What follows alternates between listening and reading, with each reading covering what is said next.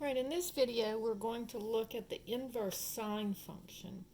Now, if you recall, when we looked at the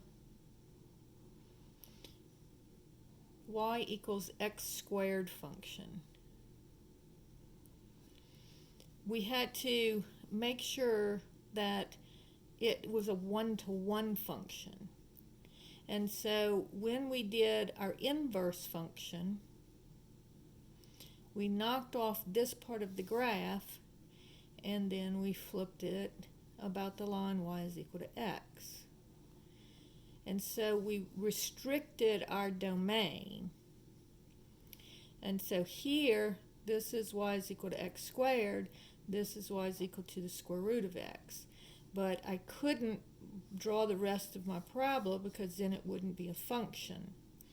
And so what I'm going to do is I'm going to do the same thing with my sine function. Because notice if I do the horizontal line test on the x squared, it doesn't pass because it hits it twice.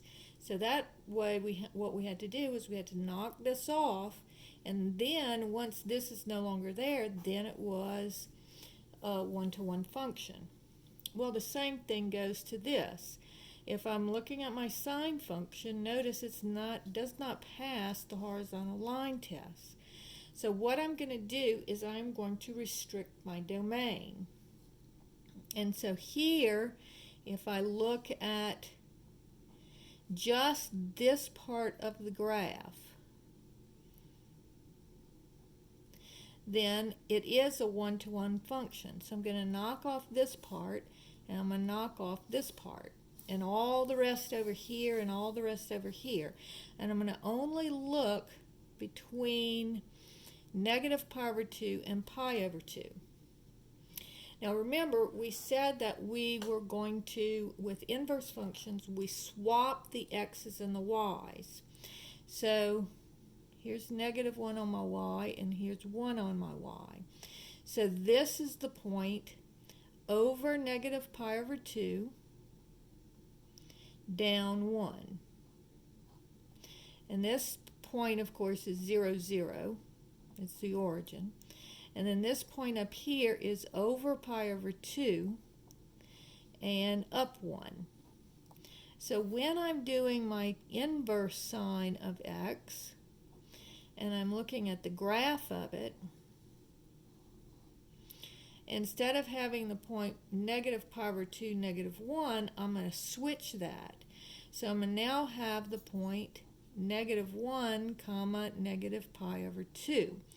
So I'm going to go over negative 1, and I'm going to go down negative pi over 2. And so I'll have this point. And then, of course, the point 0, 0 remains 0, 0. The origin remains the origin. And then instead of having the point pi over 2, 1, I'll have the point 1, comma, pi over 2. So I'm going to go over 1 and up pi over 2.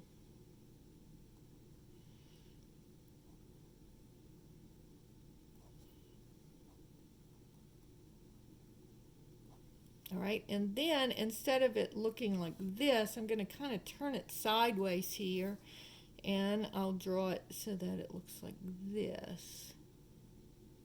So it kind of hugs along the y-axis instead of hugging around the x-axis.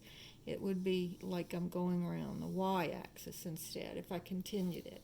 So notice that this is the inverse function of x. Inverse function for sine of x. So this is inverse sine of x. And this is what the graph looks like. Now notice that the domain is the possible x coordinates. So it's between negative 1 and 1.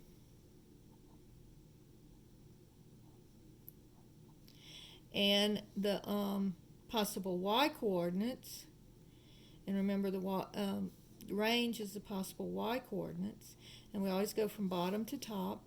So it's going to be from negative pi over 2 up to pi over 2. So notice on this one, I'm putting in values between -1 and 1, and I'm getting out the angles. So again, remember the inverse sine and the inverse cosine functions, you're always going to be getting an answer that is an angle. Now, if you notice, the answers for the inverse sine function are going to be somewhere between -pi/2 and pi/2. So here's -pi/2 and here's pi/2. So it's going to be somewhere in either the first quadrant or the fourth quadrant. All right, so the inverse sine function is always going to be between the first quadrant, either in the first quadrant or the fourth quadrant. And notice that if you plug in negative numbers for the sine of x, you're going to get a negative answer for your angle.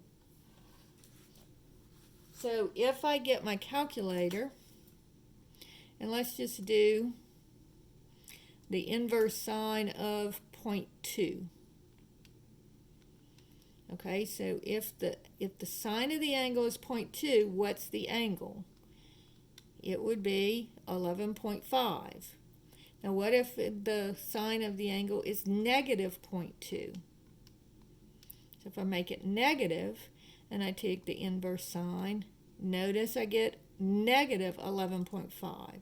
So remember, the sine is positive. All of them are positive in the first quadrant, but in the fourth quadrant, the only one that's positive is the cosine. And so when you're looking in the fourth quadrant, the sine is negative. But we don't do it around all the way. Here, we're just going to go negative here. All right? So the answers for the range of this inverse sine function will be between -90 degrees and 90 degrees. All right? And that's how that works. So this is the graph of the inverse sine function, and we know that your answers are always going to end up in either the first quadrant or the fourth quadrant, because the range is between -pi/2 and pi/2.